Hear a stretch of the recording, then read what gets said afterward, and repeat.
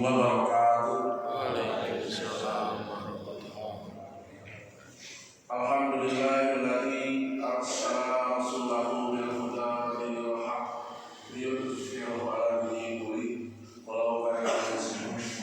Asyhadu an la ilaha illallah wa asyhadu anna Muhammadar Rasulullah sallallahu alaihi wasallam wa ala alihi wa ashabihi ajmain. Amma ba'd. Yang terhormat kepala BPSDM Provinsi Jawa Barat, yang terhormat panitia penyelenggara orientasi P3K tahun 2023, yang saya banggakan teman-teman semuanya Bapak dan Ibu. Orientasi P3K gelombang 2 angkatan 31 sampai 35. Pertama-tama mari kita panjatkan puji dan syukur kepada Allah Subhanahu wa Ta'ala, yang mana pada pagi hari ini kita masih tetap dan terus diberikan kenikmatan oleh Allah, baik kenikmatan itu berupa diberi kesehatan, kekuatan, kewarasan, terlebih lagi nikmat yang paling luar biasa, hidup sekali ini di dunia. Allah memilih kita, memberikan kita hidayah, memberikan kita petunjuk berupa agama Islam yang berdasarkan Quran dan hadis. Itu adalah pemberian Allah yang luar biasa, karena Allah hanya memilih orang-orang yang Allah cintai, orang-orang yang Allah senangi, sehingga kita harus bersyukur. Masih banyak di luar sana yang memang Allah qadar tidak menjadi orang Islam. Salawat dan salam semoga tetap tercurah kepada junjungan Nabi Muhammad SAW, juga kepada para keluarganya, para sahabat-sahabatnya, para tabi'in, tabi'ahum, para ulama-ulama, juga mudah-mudahan sampai kepada kita semua. Mudah-mudahan kita menjadi umatnya Nabi yang nanti mendapat syafaat di hari kiamat. Amin.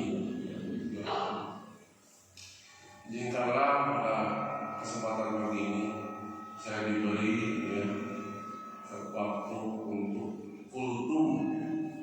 Kalau kultum biasanya katanya kuliah atau selama 7 menit, mudah-mudahan tidak melampaui. Pada kesempatan kali ini saya akan sedikit memberikan tema tentang kultum ini mengenai ilmu dan amal. Kenapa saya mengambil tema tersebut? Karena kita di sini datang ke sini di BPSDM ini sudah kita ketahui merupakan satu lembaga badan pengembangan sumber daya manusia. Tentunya tempat menimba ilmu. Hubungannya dengan ilmu, apalagi agama. Sesuai dalam hadis disampaikan thalabul ilmi fardhu 'ala kulli muslim, bahwa mencari ilmu itu wajib bagi setiap muslim. Muslim di sini artinya orang Islam, baik bagi laki-laki ataupun perempuan, tidak ada terkecuali. Dan mencari ilmu itu tidak ada batasannya. Jadi artinya tidak hanya diwajibkan seperti sedang usia sekolah, mulai dari mungkin PAUD, TK, kemudian SD sampai kuliah, tapi mencari ilmu itu terus, walaupun kita sudah pensiun, tidak pernah berhenti, karena memang wajib. Apalagi dalam hal ilmu agama. Ilmu agama itu adalah yang harus utama yang harus kita kaji sebelum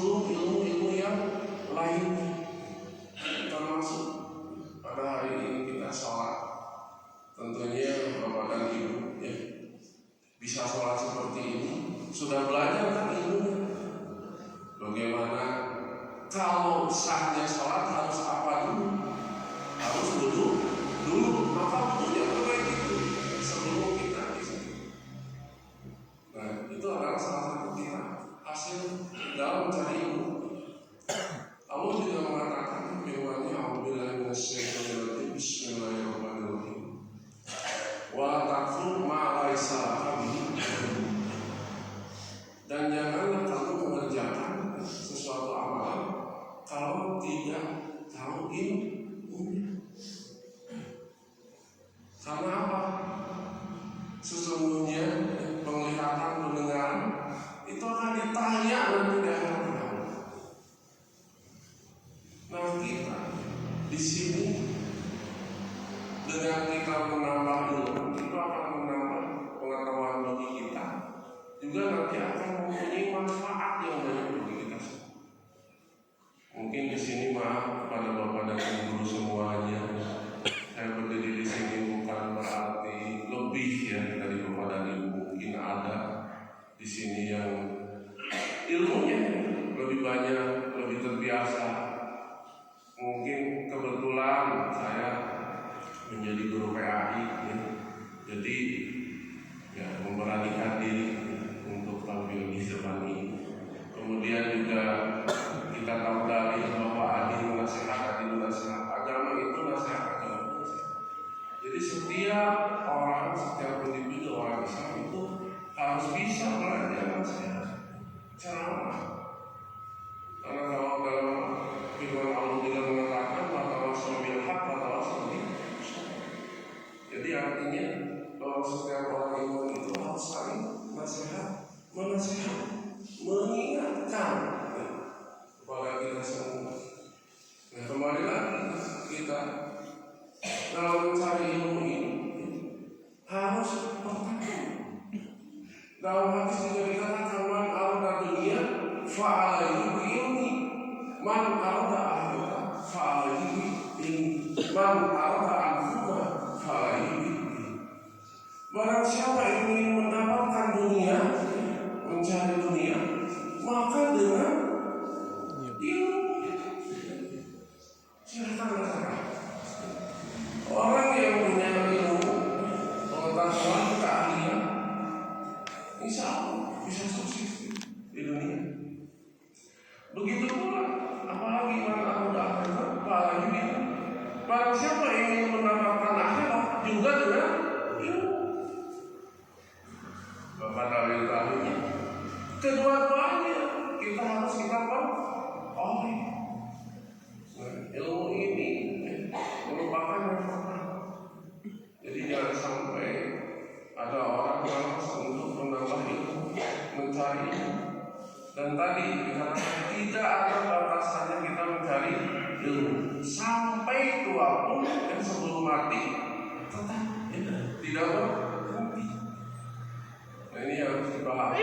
Jangan karena kita sudah dari guru, kita sudah bekerja, kemudian berhenti mencari ilmu, tidak seperti itu.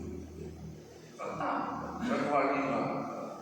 Biasanya orang kalau makin isi ilmunya seperti padi, makin berat, makin menunduk, makin tidak sombong. Karena tahu ternyata begitu banyak ilmu itu yang kita boleh, kita masih sedikit. Mungkin bapak ibu ya seperti saya, ahlinya di bidang apa, mengajarnya apa, ngapalnya apa, itu yang paling dikuasai. Kadang belum tentu yang lainnya ya. Ternyata masih banyak ternyata kita belum mengetahui ilmu-ilmu. Nah, sebelum ilmu dunia, saya hanya menitipkan, kita hidup di dunia ini tidak lama. Jadi hanya sebentar, entah berapa lama lagi.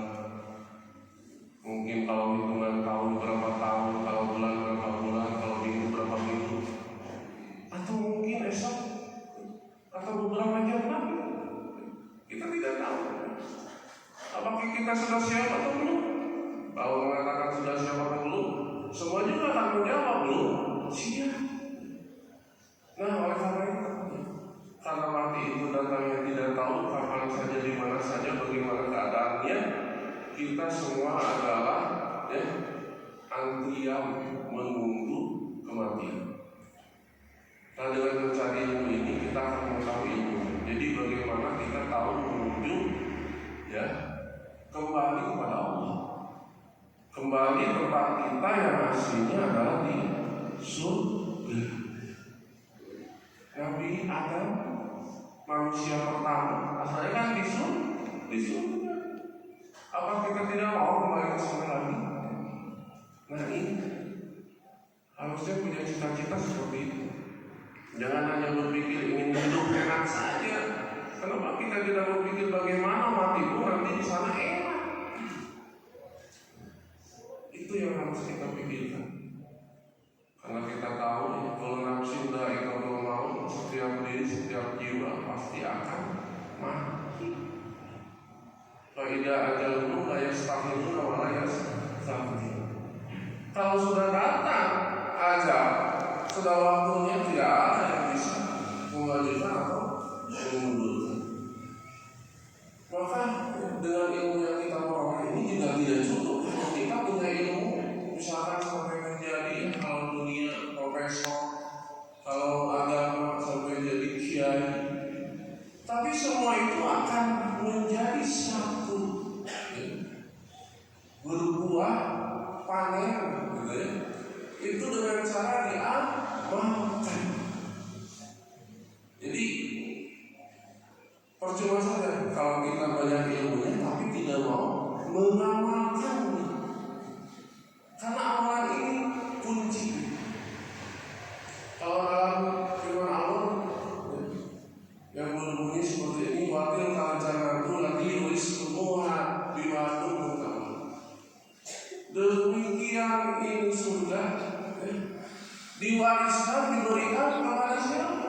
Kepada orang-orang yang mau mengamalkan. Bukan orang yang berilmu, tapi yang mengamalkan. Ternyata amalan ini penting. Kembali tadi, baru orang berilmu saja Allah sudah mengangkat. Orang-orang yang berilmu itu diangkat derajatnya oleh Allah dibanding orang-orang yang tidak mempunyai ilmu. Alhamdulillah, kita bangga sebagai seorang tenaga pendidik, seorang guru, sudah bisa menyampaikan ilmunya kepada siswa-siswanya, yang itu merupakan generasi penerus. Maka didikan yang baik. Jadi dengan betul-betul supaya generasi penerus kita bisa meneruskan. Apalagi masalah agama ini, silakan Bapak Ibu bisa diselipkan guru-guru mapel apapun kalau punya kemampuan untuk menyampaikan agama. Sedikit waktu untuk mengingatkan ketika kita mengajar. Jadi ini bukan kewajiban hanya seorang ustaz atau kiai. Karena kalau dari Nabi mengatakan wali itu walau sampaikanlah dari itu walaupun satu ayat. Insya Allah ya, sebentar lagi kita akan memenuhi bulan Ramadan. Mudah-mudahan kita sampai ke bulan Ramadan ini. Amin. Karena bulan Ramadan ini kita tahu tadi berbicara amalan. Di bulan Ramadan pahalanya dilipat gandakan. Maka kita harus senang dengan adanya dari bulan Ramadan. Jangan berpikir ketika bulan Ramadan, aduh nanti kita nggak bisa makan sebulan. Ya siapa aja. Kalau malam kita harus bersyukur bisa memenuhi bulan Ramadan tahun ini, mudah-mudahan ya. Karena belum tentu tahun depan. Maka ketika kita tahu bulan Ramadan ini pahalanya dilipat gandakan, artinya berlomba-lomba fastabiqu khairat, berlomba-lomba dalam kebaikan. Jadi Allah akan mengangkat derajatnya. Begitu pun dengan tingkatan juga. Wa itu derajatun mimma amil. Dan tiap-tiap derajat itu bergantung kepada amalannya. Ya. Amalan apa saja kebaikan. Ya. Jadi kalau kita banyak beramal, maka nanti kita akan panen pahala di akhirat. Maka kepada ibu yang sudah punya ilmunya ya, mengenai ibadah itu dimaksimalkan pengamalannya. Karena nggak usah khawatir kepada ibu, ketika kita melakukan amal soleh, kebaikan, ya, beribadah, itu bukan untuk orang lain, tapi untuk diri kita sendiri. Allah berfirman, "Man amila amalan falinafsi." Barang siapa yang beramal salihah kebaikan itu nafsu bagi dirinya sendiri. Wa man asal fa'alaiha. Barang siapa yang berbuat kejelekan pun berat bagi dirinya sendiri. Hati-hati. Kalau berbuat kebaikan kita senang, tapi kalau kejelekan hindar. Kalau bisa jangan dikerjakan. Nah, maka dari itu ketika nanti kita masuk bulan Ramadan, kita tahu pahalanya dilipat gandakan, tapi juga sebaliknya ya, kejelekan itu. Makanya pada bulan Ramadan ini kita berusaha dididik oleh Allah satu bulan itu untuk menjadi tujuannya orang yang bertakwa. Jadi tujuan dari puasa itu adalah untuk menjadi orang yang bertakwa. Jadi Allah saat menyuruhnya itu setiap perintah mengatakan ya ayyuhalladzina amanu, wahai orang-orang yang beriman. Apakah Bapak dan Ibu merasa orang beriman? Iman itu artinya kan percaya, yakin. Kalau yakin, ketika Allah perintah ya laksanakan.